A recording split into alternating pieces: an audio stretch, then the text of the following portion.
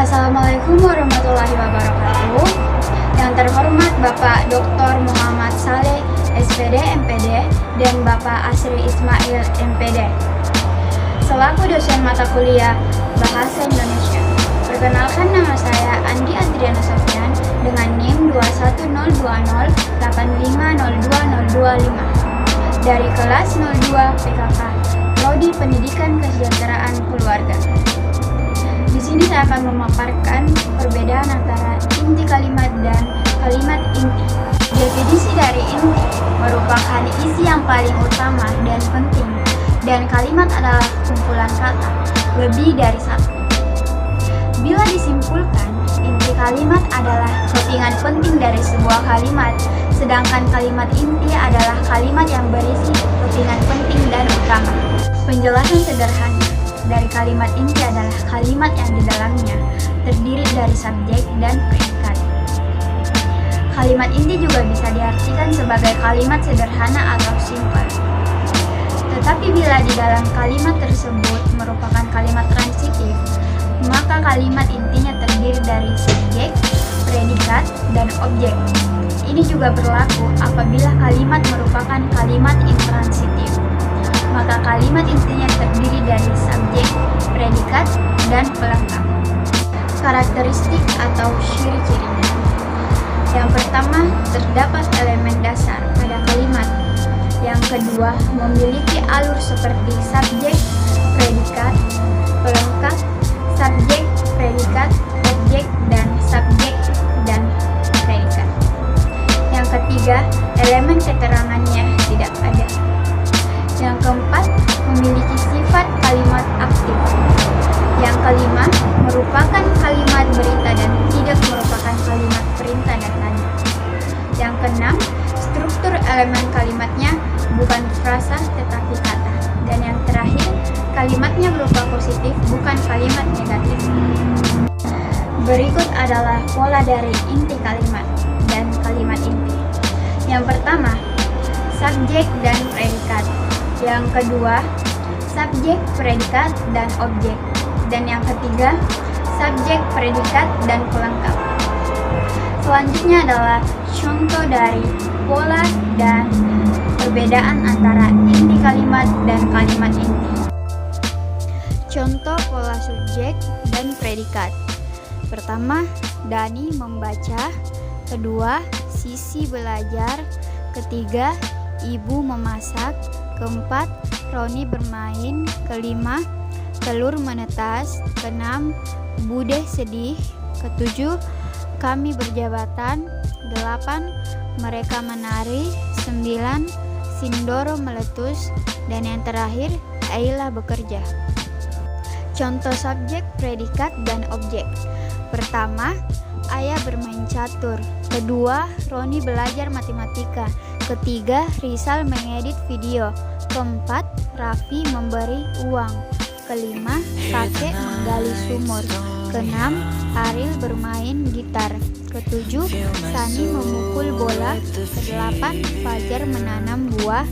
Kesembilan, Gugun menyayangi Haris. Dan yang terakhir, Fadila memakai perhiasan. Contoh subjek, predikat, dan lengkap. Yang pertama, pantai bersuhu panas. Yang kedua, tangannya tertusuk bambu. Yang ketiga, Sony berjualan baju. Yang keempat, korban tertimpa kayu. Yang kelima, Ragil tertangkap kamera. Yang keenam, bapak tertipu penjual. Yang ketujuh, kakek menanam padi. Yang kedelapan, Yana berwajah cantik. Yang kesembilan, Andi terserang petaka terbakar habis. Yang kesepuluh, Ragil menjadi pilot. Contoh perbedaan inti kalimat dan kalimat inti. Yang pertama, Andi belajar giat di ruang tamu. Subjek dan predikat kalimat intinya adalah Andi belajar. Sedangkan subjek, predikat, dan pelengkap inti kalimatnya adalah Andi belajar giat. Yang kedua, pria berpakaian merah sedang membelikan pacarnya bunga mawar di taman. Subjek, predikat, dan objek kalimat intinya adalah pria membelikan pacarnya. Sedangkan subjek, predikat, objek, dan pelengkap inti kalimatnya adalah pria membelikan pacarnya bunga. Yang ketiga, Andi belajar fisika dari tadi. Subjek dan predikat kalimat intinya adalah Andi belajar. Sedangkan subjek, predikat, dan pelengkap inti kalimatnya adalah Andi belajar fisika. Yang keempat, pria yang bersepatu hitam itu sedang mengerjakan tugas statistika dari tadi. Subjek dan predikat kalimat intinya adalah pria mengerjakan. Sedangkan subjek, predikat, dan pelengkap inti kalimatnya adalah pria mengerjakan tugas.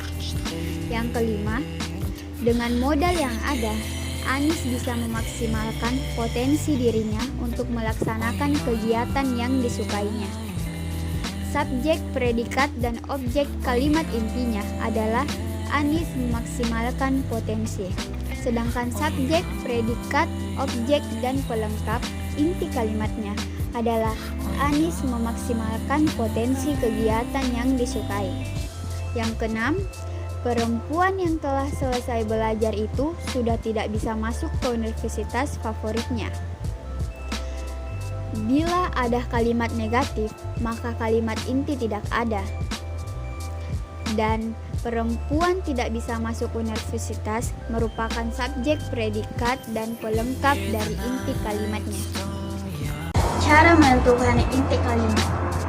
Pada umumnya, penentuan inti kalimat menjadi salah satu soal yang paling sering muncul setelah ide pokok bacaan, penarikan kesimpulan, dan kalimat efektif pada beberapa soal ujian tertulis berbasis komputer atau UTBK.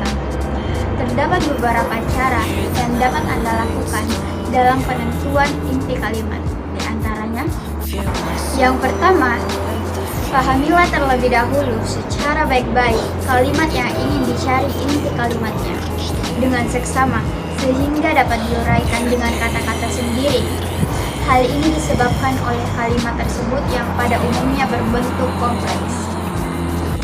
Dan yang kedua, pastikan terlebih dahulu bahwa kalimat tersebut setidaknya harus terdiri atas subjek dan predikat. Artinya, Anda harus paham bahwa terdapat aturan yang mengharuskan subjek tidak boleh diawali preposisi dari, ke, dalam, untuk, pada, bagi, dan sebagainya. Dan konjuksinya karena, meskipun, lantaran, walaupun, sedangkan, sehingga, tetapi, dan sebagainya. Ataupun adverbia dengan.